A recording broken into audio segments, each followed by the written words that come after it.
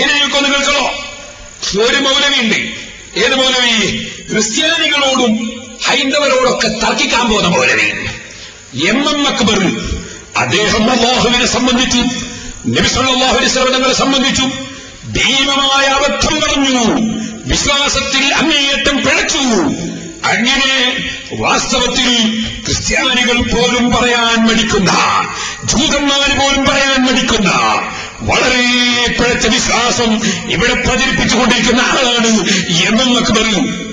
എന്നിട്ടോ അദ്ദേഹം നബി സല്ലല്ലാഹു അലൈഹി വസല്ലം തങ്ങളെ സംബന്ധിച്ച് കുറെ ഹൈന്ദവരെയും ക്രൈസ്തവരെയും സ്റ്റേജിൽ കൊണ്ടുവന്ന് വെച്ചിട്ട് പറഞ്ഞു, മുഹമ്മദ് നബി സല്ലല്ലാഹു അലൈഹി വസല്ലം 40 വയസ്സ് വരെ ഒരു സാധാരണ അറബി പയ്യനായിരുന്നു എന്ന് പറഞ്ഞു.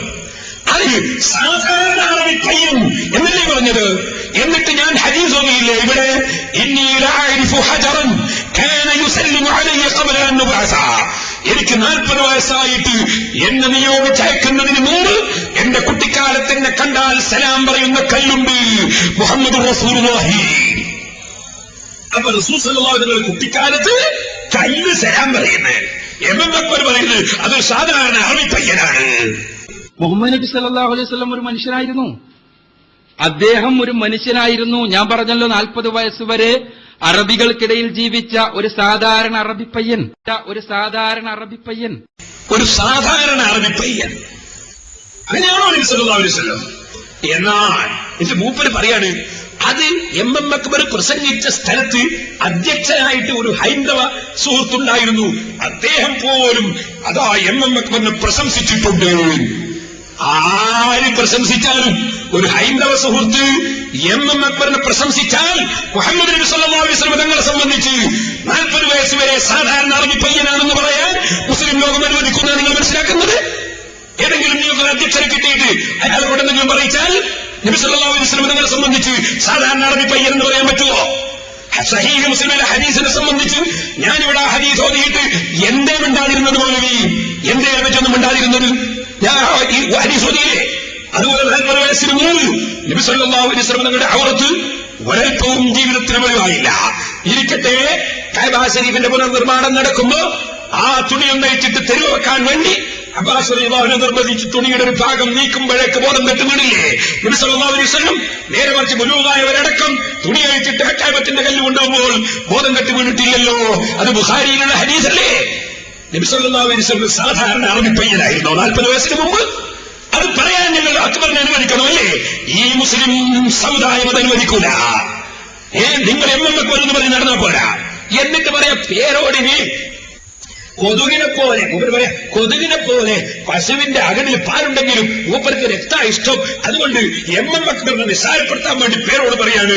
ഇത് മൂപ്പര് പറയാം, എം അക്ബറിനെ പോലത്തെ ഒരാൾ നിങ്ങളുടെ കൂട്ടത്തിലുണ്ടോ? ഞങ്ങളുടെ കൂട്ടത്തിൽ അങ്ങനത്തെ ഒരാൾ ഉണ്ടാവുകയില്ല, ഉണ്ടാക്കാൻ സമ്മതിക്കുകയില്ല. കേട്ടോ? ഏതാണ് അള്ളാഹുവിന്റെ റസൂലിനെ അള്ളാഹിനെയും കുറ്റം പറയുന്നവരുണ്ടാകുക? ഓ, ഞാനാ എം അക്ബറിനെ നിസ്സാരപ്പെടുത്തിയത്? സക്കരിയ സലായി നിസ്സാരപ്പെടുത്തിയാണ് ഞാൻ വായിക്കാൻ പോകുന്നത്. ഇത് സക്കരിയ സലായിന്റെ ബുക്കാ. ഇത് സക്കരിയ സലായി എഴുതിയതാ. ഇതിലെന്താ എഴുതിയത് എം അക്ബറിനെ സംബന്ധിച്ച്? കേട്ടോ? വിവരമില്ലാത്തവനല്ലേ എഴുതിയത്? എഴുതിയ പ്രസ്തുത കത്തിലെ ചില ഭാഗങ്ങൾ ഇവിടെ ഉദ്ധരിക്കുന്ന പ്രസക്തമായിക്കുമെന്ന് കരുതട്ടെ. ഖുർആനിന്റെയും വ്യക്തമായ ഹദീസുകളുടെയും വെളിച്ചത്തിൽ ഈ പരാമർശം തെറ്റാണെന്നാണ് എനിക്ക് ഇപ്പോൾ മനസ്സിലാക്കാൻ കഴിയുന്നത്. ഏത് പരാമർശോ? അതാദ്യം വായിക്കാം. എം അക്ബർ അദ്ദേഹത്തിന്റെ ദൈവവിശ്വാസം എന്ന പുസ്തകത്തിൽ അദ്ദേഹം എഴുതി, പ്രപഞ്ചാതീതനായ ദൈവം പ്രപഞ്ചത്തിന് പുറത്ത് 7ാം ആകാശത്തിന് മുകളിൽ സിംഹാസനാരൂഢനായിരിക്കുന്ന സ്വേച്ഛാധിപതിയായ ഒരു ചക്രവർത്തിയാണെന്ന ധാരണ ഇസ്ലാം വളർത്തുന്നില്ല. അങ്ങനെ അള്ളാഹു 7ാം ആകാശത്തിന് മുകളിലാണെന്ന് ഇസ്ലാം പറയുന്നില്ല എന്ന് പറഞ്ഞു. അങ്ങനെ പറഞ്ഞപ്പോ അങ്ങനെ എഴുതി. ആ എഴുതിയ എം അക്ബർ പിന്നീട് മൗലവിമാർ കണ്ണുരുട്ടി. വാസ്തവത്തിൽ എം അക്ബർ അങ്ങനെ എഴുതാൻ എന്താ കാരണം? മുജാഹിദിന്റെ ഖുർആൻ പരിഭാഷ, അമാനി മൗലവിയുടെ ഖുർആൻ പരിഭാഷ, അതിലയാൾ പറഞ്ഞിട്ടുണ്ട് അള്ളാഹു സ്ഥലകാലങ്ങളിൽ നിന്ന് പരിശുദ്ധനാണ്. അള്ളാഹു 7ാം ആകാശത്തിന്റെ മുകളിലാണ് നല്ല അമാനി ഖുർആൻ പരിഭാഷ എഴുതിയത്. സ്ഥലകാലങ്ങളിൽ നിന്ന് പരിശുദ്ധനാണ്. അള്ളാഹു അർറഹ്മാനു അലൽ അർശി ഇസ്തവ എന്ന ആയത്തെടുത്തുകൊണ്ട് അതാ അല്ലാഹ് അർശിന്റെ മുകളിൽ ഇരിക്കുന്നു എന്ന് പറഞ്ഞാൽ സ്വീകാര്യമല്ല തന്നെ. അത് സൃഷ്ടികളോട് സമപ്പെടുത്തലാണ് എന്ന് അമാനി മൗലവി ഖുർആൻ പരിഭാഷ എഴുതിയിട്ടുണ്ട്.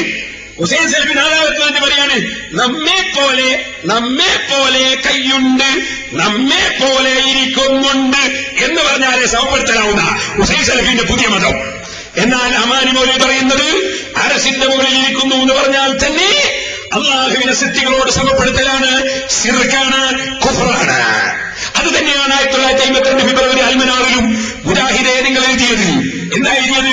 അള്ളാഹ്ക്ക് ഭാഗമുണ്ടെന്നും സ്ഥലമുണ്ടെന്നും വിശ്വസിക്കുന്നവൻ കാഫിറാണ് എന്നാണ് എഴുതിയത്. നിങ്ങൾ അൽമനാറിൽ എഴുതിയത്.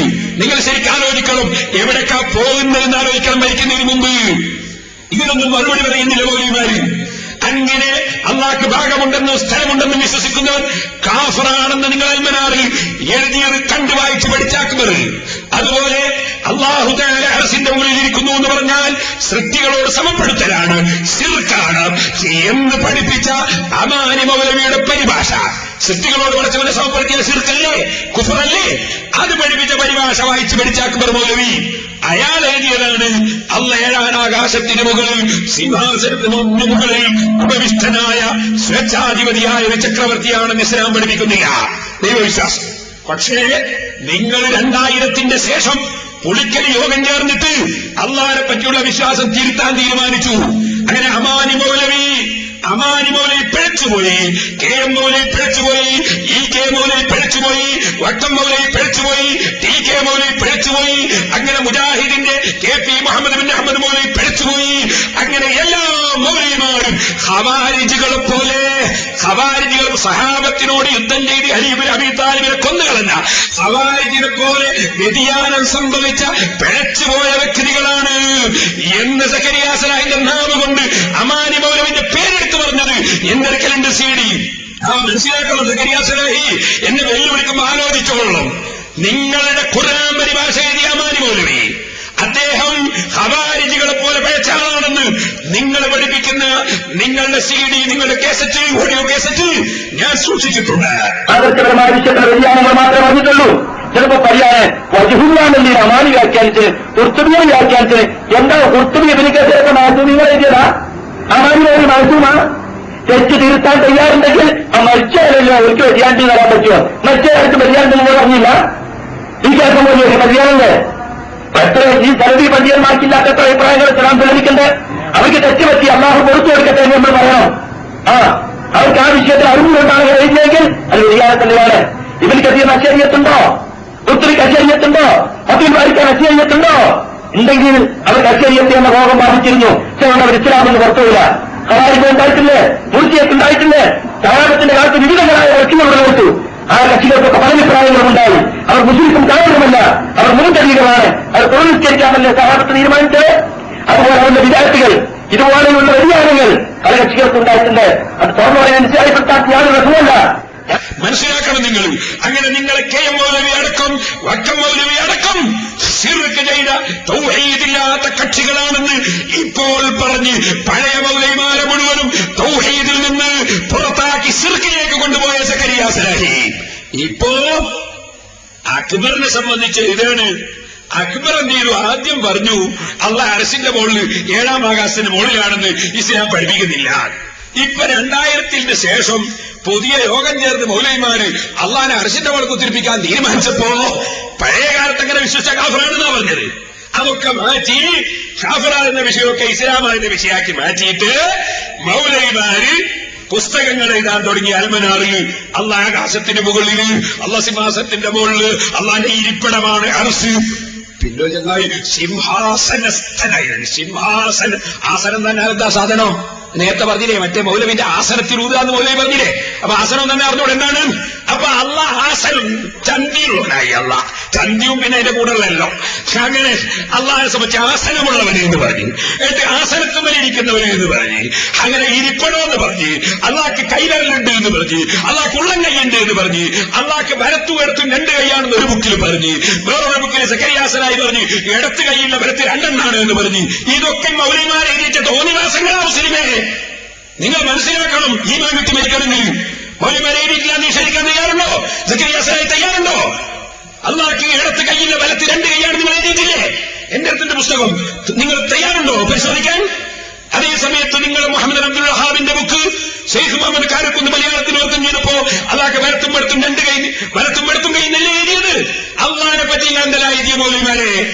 എന്നിട്ട് ഞാൻ നോള പറയുന്നു എന്നല്ലേ, ഞങ്ങൾ പണ്ഡിതന്മാർ നോള പറയുന്നു എന്നല്ലേ? ആരെ പറ്റിക്കാനാ നിങ്ങൾ പറയുന്നത്? ഏത് കക്ഷികളെയാണ് നിങ്ങൾ നരകത്തിൽ കൊണ്ടുപോകുന്നത്?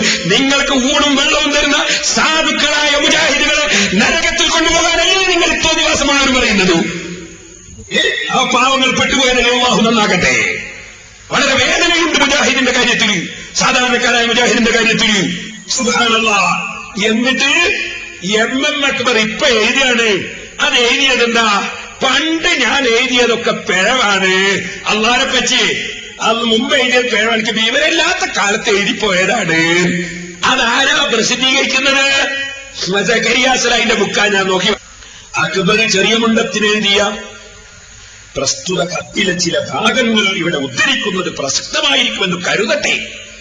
ഖുർആനിന്റെയും വ്യക്തമായ ഹദീസുകളുടെയും വെളിച്ചത്തിൽ ഈ പരാമർശം തെറ്റാണെന്നാണ് എനിക്ക് ഇപ്പോൾ മനസ്സിലാക്കാൻ കഴിയുന്നത്. പണ്ട് ബുക്കിൽ എഴുതിയത് തെറ്റാണെന്ന് ഇപ്പം മനസ്സിലാകും. ആരെപ്പറ്റി? അള്ളാഹിനെ പറ്റി. ഇനിവിടെ അള്ളാഹുവിന്റെ സത്തയെക്കുറിച്ച് പ്രമാണങ്ങളുടെ വെളിച്ചത്തിൽ അവഗാഹമായി പഠിക്കാൻ കഴിഞ്ഞിട്ടില്ലാത്ത സമയത്ത് രചിച്ച കൃതികളിൽ അബദ്ധങ്ങൾ ഉണ്ടാവുക സ്വാഭാവികമാണ്. ഇവർ പഠിക്കാത്ത കാലത്ത് എഴുതിയ ബുക്കിൽ അബദ്ധം ഉണ്ടായത് സ്വാഭാവികമാണ്. ആ ബുക്കിന്റെ ചട്ടയമേൽ എഴുതണം, ദൈവവിശ്വാസം ബൈ പഠിക്കാത്തവൻ. പുസ്തകം വിറ്റ് പൈസയാക്കുമ്പോ ബൈ എന്നല്ല എഴുതിയത്, ഇന്നെ പഠിക്കാത്തവൻ എഴുതാതിരുന്നത്. പണ്ഡിതന്മാർ അവ പരിശോധിക്കുമെന്നും പരിശോധനയ്ക്ക് ശേഷം മാത്രമേ വിശ്വാസപരമായ കാര്യങ്ങൾ പ്രസിദ്ധീകരിക്കൂവെന്നുമായിരുന്നല്ലോ ഇസ്ലാം പത്രാധിപ സമിതി എടുത്ത തീരുമാനം. പണ്ഡിതന്മാര് പരിശോധിക്കൂന്ന് പറഞ്ഞതിനും പോലും ഈ പഠിക്കാത്തവൻ എഴുതുമ്പോ ഇത് പണ്ഡിതന്മാര് പറ്റിച്ചാണ് പോലും പരിശോധിക്കാതെ എന്ന് കേട്ടോളി. എന്നാൽ ധൃതിയിൽ തന്നെ പ്രസിദ്ധീകരിക്കേണ്ടി വന്നപ്പോൾ പണ്ഡിതന്മാരെ കൊണ്ട് പരിശോധിപ്പിക്കുവാനോ തെറ്റുകൾ തിരുത്തുവാനോ കഴിഞ്ഞില്ല. അതുകൊണ്ട് തന്നെ അറിവില്ലാത്ത ഞാൻ എഴുതിയ അബദ്ധങ്ങൾ അതിലുണ്ടായി. എം അക്ബർ എഴുതാണ്. അതുകൊണ്ട് തന്നെ അറിവില്ലാത്ത ഞാൻ എഴുതിയ അബദ്ധങ്ങൾ അതിലുണ്ടായി. പ്രസ്തുത അബദ്ധങ്ങളെ കുറിച്ചുള്ള ചർച്ചയിൽ എന്നെ കുറ്റപ്പെടുത്തുന്നതായി അറിയാൻ കഴിഞ്ഞു. ഞാൻ ചോദിക്കട്ടെ, ഈ അറിവില്ലാത്ത മൗലവിയെ ക്രൈസ്തവരോടും ഹൈന്ദവരോടും സംവാദം നടത്താൻ അയക്കാൻ ആര് പറഞ്ഞു? മൗലവിമാരെ, ഇത് നിങ്ങളെ കൂട്ടത്തിൽ അങ്ങനത്തെ ആളില്ലാത്തതുകൊണ്ട് ശരിയാണ്. അങ്ങനത്തെ വിവരമില്ലാത്തവർ ഞങ്ങളെ കൂട്ടത്തിൽ പണ്ഡിതന്മാരെന്ന പേരിലില്ല. ശരിയാണ്, നിങ്ങളെ ബുക്കാണ് ഞാൻ നോക്കി വായിക്കുന്നത്. സക്കരിയാ സലാഹി ഇങ്ങനെ അക്ബർ എഴുതിയ കത്ത് സക്കരിയാ സലാഹി ഇങ്ങനെ പ്രസിദ്ധീകരിച്ചിട്ടില്ലേ? പറയണം നിങ്ങൾ.